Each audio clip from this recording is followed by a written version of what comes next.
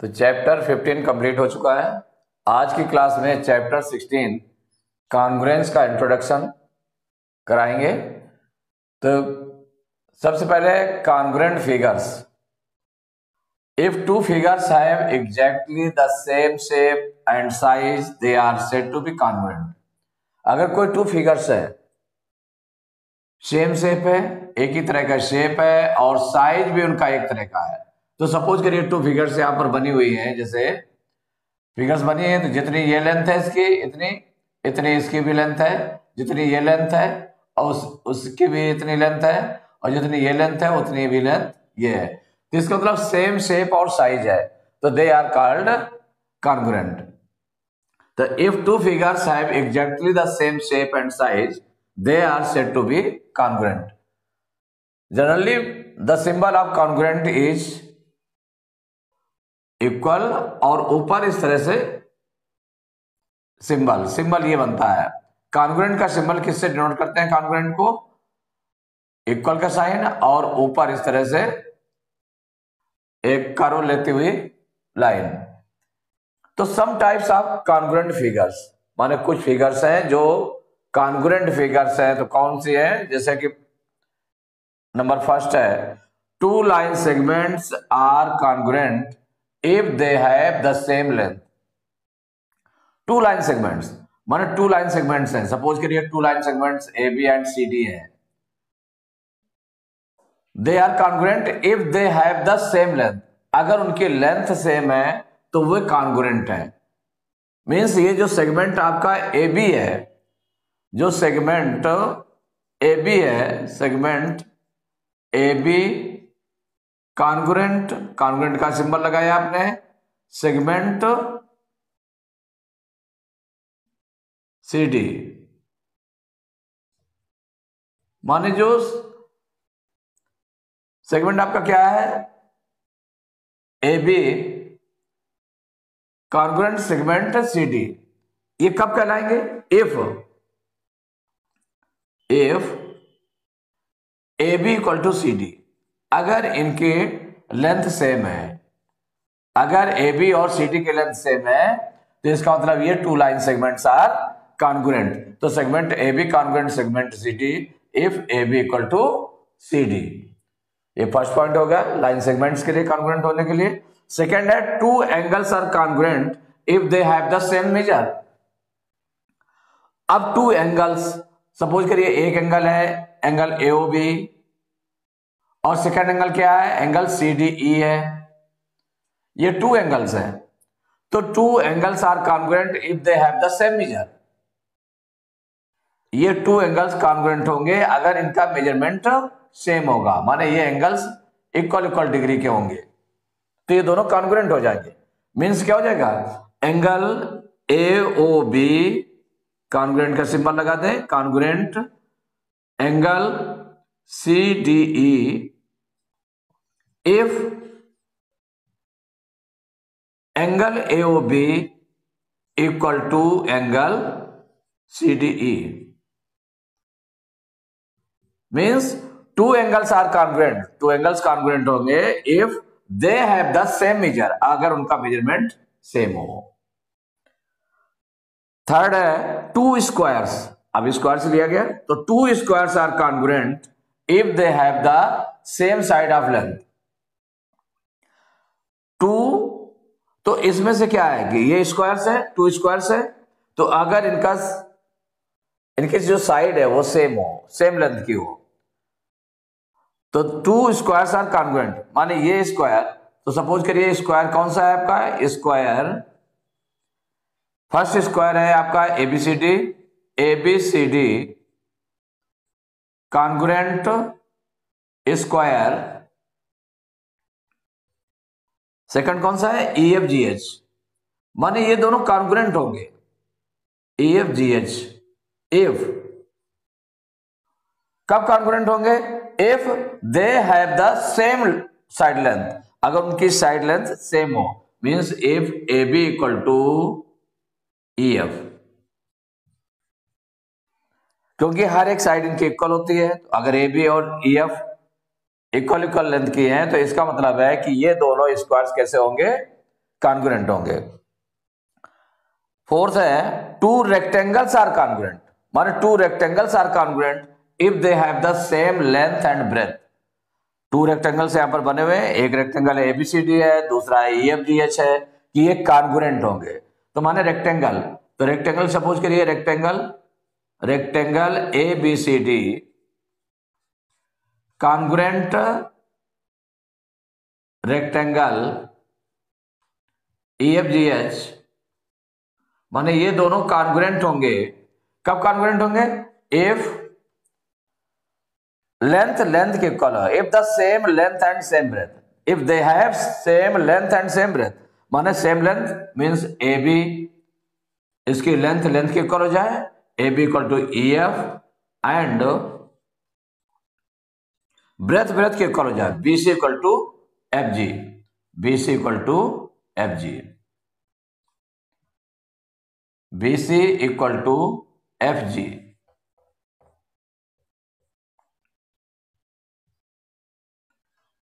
means two rectangles are congruent if they have the same length and breadth।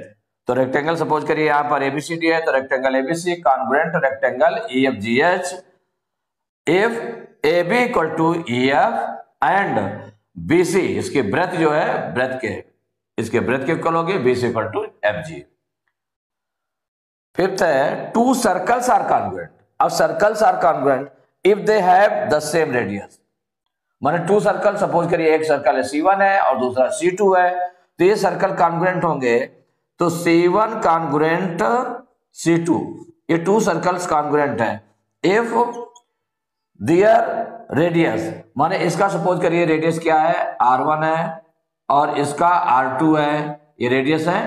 If their radius are same, तो if their radius are same length means if R1 equal to R2, अगर radius दोनों के equal है तो वो circles क्या होंगे? Congruent होंगे। तो कॉन्ग्रुएंस ऑफ ट्रायंगल्स, तो two triangles are congruent if pairs of corresponding sides and corresponding angles are equal. Two triangles congruent होंगे अगर corresponding sides and corresponding angles are equal. It means क्या हो गया कि triangle ABC congruent triangle DEF, triangle ABC congruent triangle DEF, ये किस condition में congruent होंगे? इफ AB इक्वल टू, माने ये साइड इस साइड के इक्वल हो, दूसरी साइड के इक्वल हो, थर्ड साइड के इक्वल हो।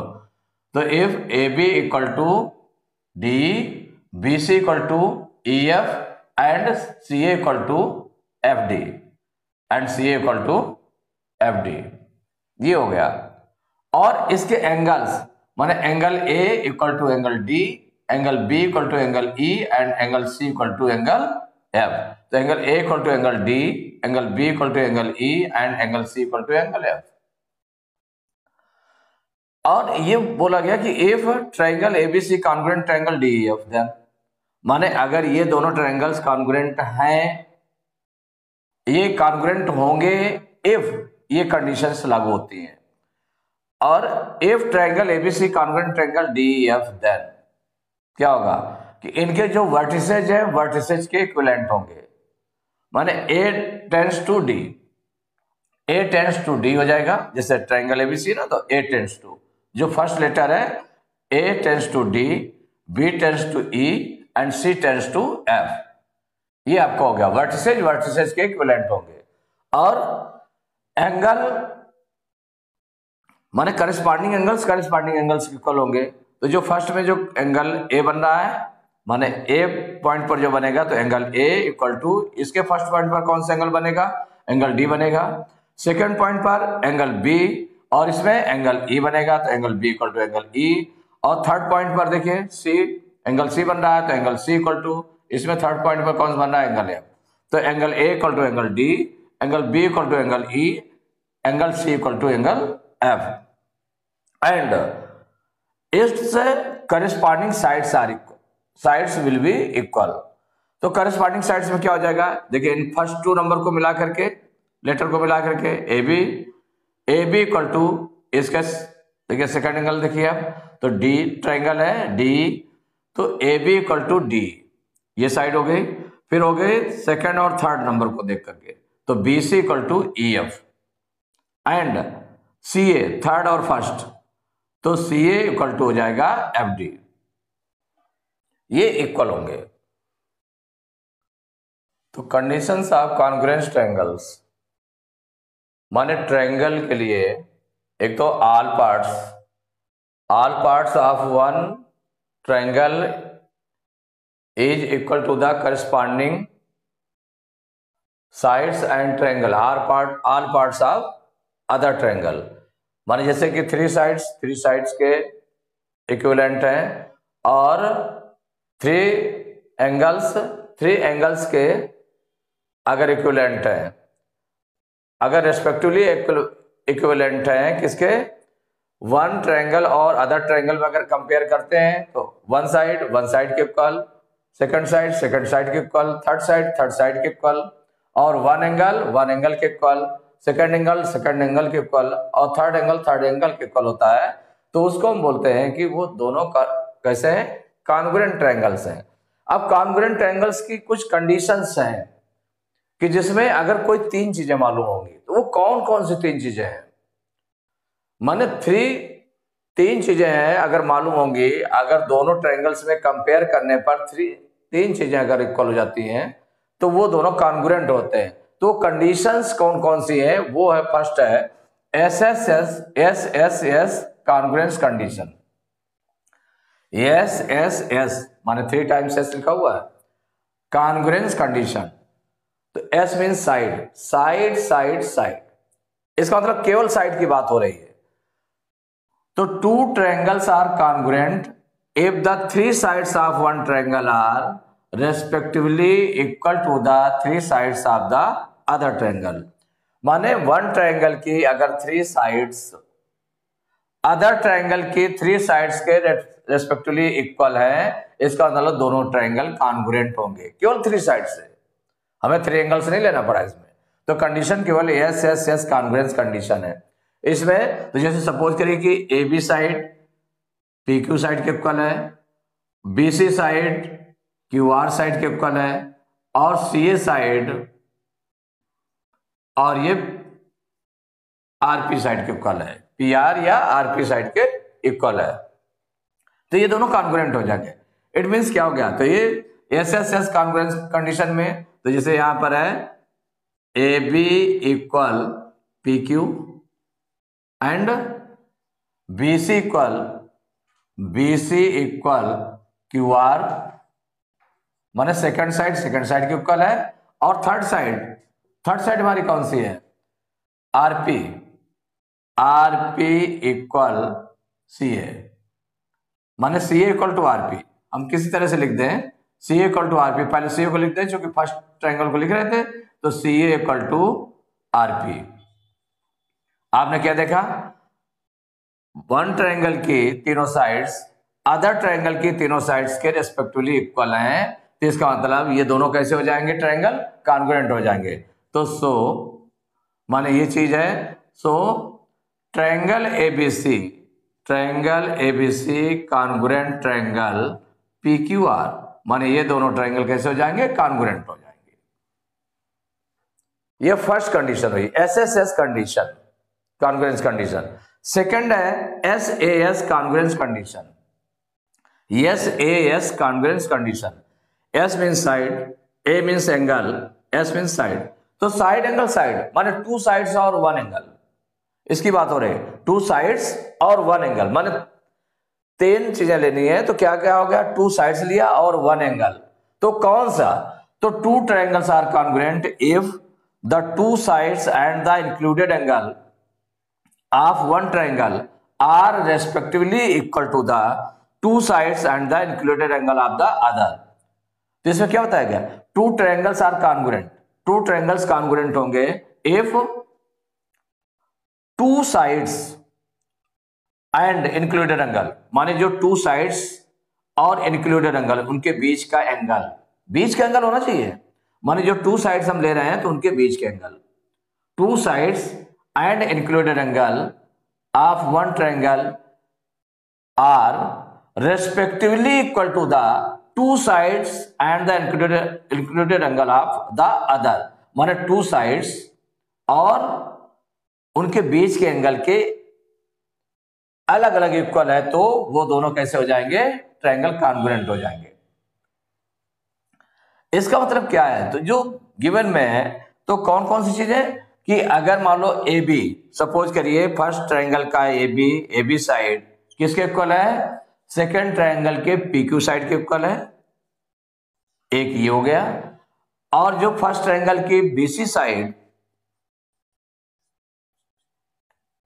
सेकेंड ट्रायंगल के क्यू आर साइड के इक्वल है,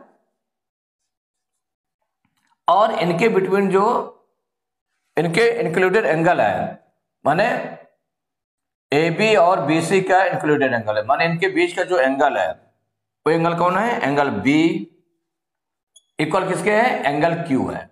इन दोनों साइड के बीच का एंगल है, एंगल क्यू के इक्वल है। तो क्या हुआ? Two triangles are congruent if the two sides हो गए और included angle of one triangle are respectively equal to the two sides and included angle of the other.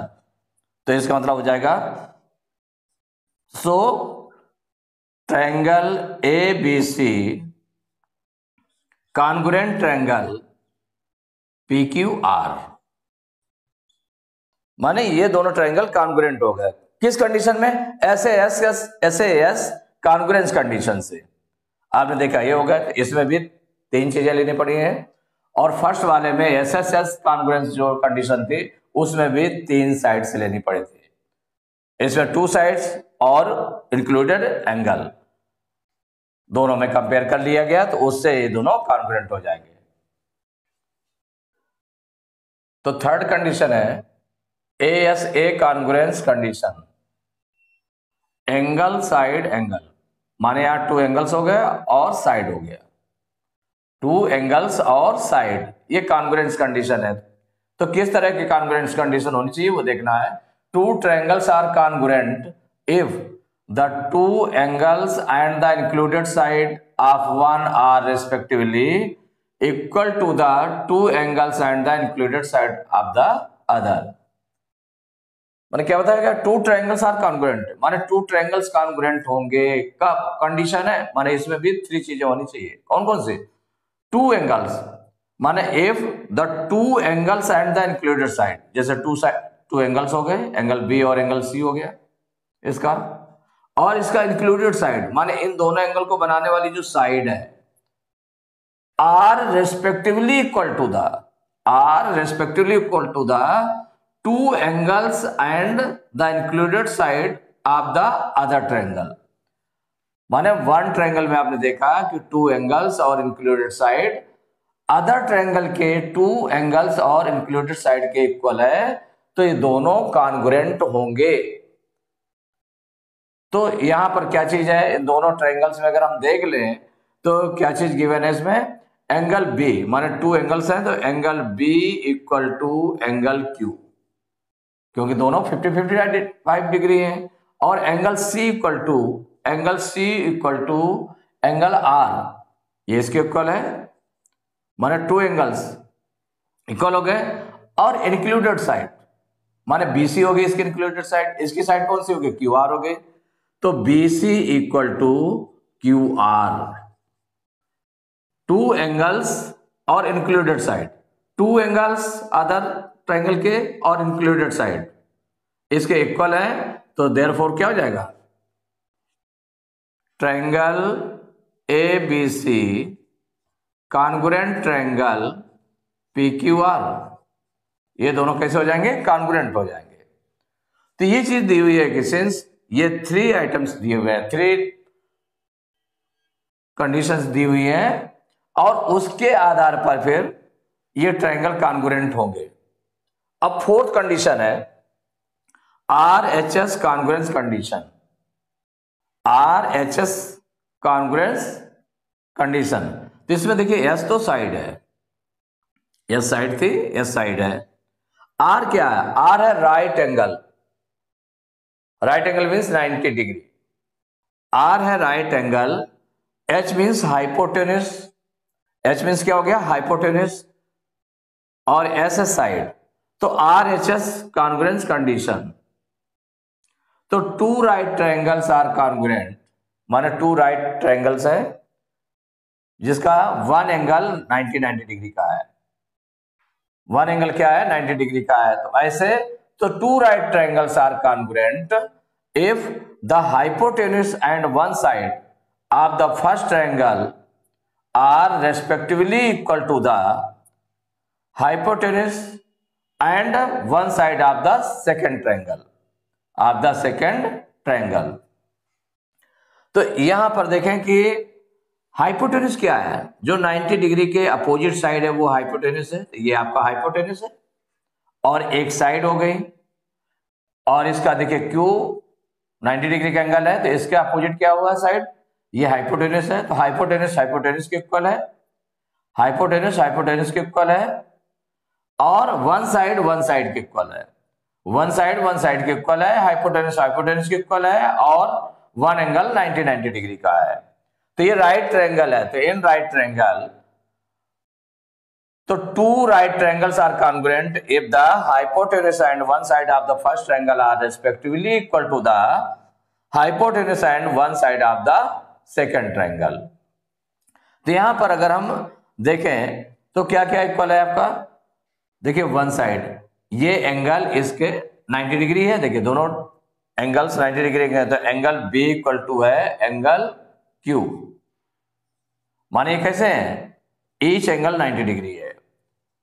Each angle कैसा है? 90 डिग्री। ईच एंगल 90 डिग्री का है। इसलिए angle B और angle Q equal है कि ये दोनों 90 डिग्री के एंगल है। तो इसका मतलब ये दोनों राइट ट्रायंगल्स हो गए। अगर वन एंगल 90 डिग्री का होता है तो उनको राइट ट्रायंगल बोलते हैं। तो ये दोनों ट्रायंगल कैसे हो गए? राइट ट्रायंगल हो गए। जब राइट ट्रायंगल हो गए तो देखिए हाइपोटेन्यूस के इक्वल है और वन साइड के इक्वल है। माने वन साइड कौन सी हो गई? A B equal to P Q है।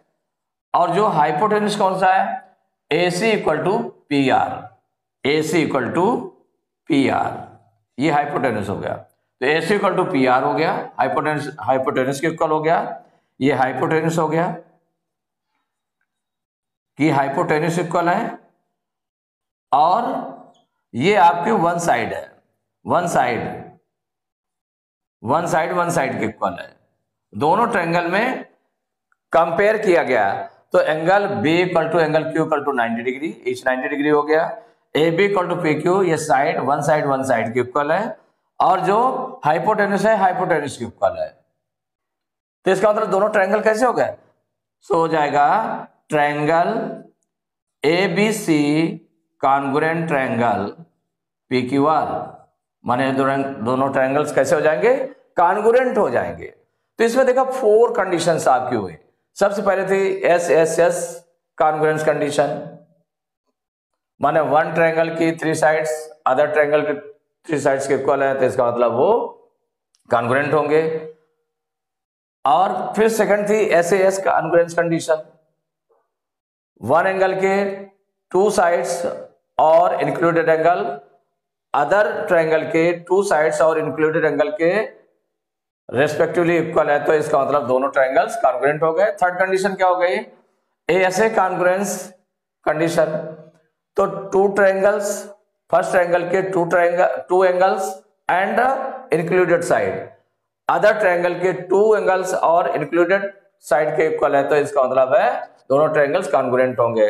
फोर्थ कंडीशन हो गई आरएचएस कॉन्ग्रुएंस कंडीशन। तो इसमें क्या 2 राइट ट्रायंगल्स में देखेंगे हाइपोटेन्यूस के इक्वल हो और वन साइड के इक्वल है। तो अगर ये रिस्पेक्टिवली इक्वल है तो दोनों ट्रायंगल्स कॉन्ग्रुएंट होंगे। ठीक है, सम पॉइंट्स हैं जो नोट्स में लिखे हुए हैं। फर्स्ट पॉइंट है इन two triangles if the 3 angles of one triangle are respectively equal to the 3 angles of the other then the triangles are not necessarily congruent। अगर मान लो 2 ट्रायंगल्स हैं उसके वन ट्रायंगल के 3 एंगल्स जो सेकेंड ट्रायंगल है उसके 3 angles के respectively अगर इक्वल भी हैं तो ये कोई जरूरी नहीं है कि वो दोनों कॉन्ग्रुएंट हो। दोनों कॉन्ग्रुएंट हो ये जरूरी नहीं है। तो इट इज तो then the triangles are not necessarily congruent, जरूरी नहीं है कॉन्ग्रुएंट हो। सेकंड पॉइंट है it is clear that two congruent figures are equal in area, कि अगर 2 कॉन्ग्रुएंट फिगर्स हैं तो उनके एरिया भी इक्वल होंगे। 2 कॉन्ग्रुएंट फिगर्स हैं तो उनके एरिया इक्वल होंगे, but there can be 2 figures which are equal in area. अगर 2 फिगर्स यदि है कि equal in area at they may not be congruent, कि वो जरूरी नहीं है कि वो कॉन्ग्रुएंट हो जाए। कि अगर 2 फिगर्स हैं जिनके एरिया इक्वल है तो ये कोई जरूरी नहीं है कि वो दोनों कॉन्ग्रुएंट होंगी, लेकिन ये जरूरी है it is clear that 2 congruent figures are equal in area, कि 2 कॉन्ग्रुएंट फिगर्स होगी वो उनके एरियाज इक्वल होंगे। लेकिन ये जरूरी नहीं है कि इक्वल एरिया वाले फिगर्स कॉन्ग्रुएंट हो, ये कोई जरूरी नहीं है। चैप्टर 16 कॉन्ग्रुएंस का इंट्रोडक्शन कंप्लीट हुआ। नेक्स्ट क्लास में एक्सरसाइज 16 स्टार्ट करेंगे।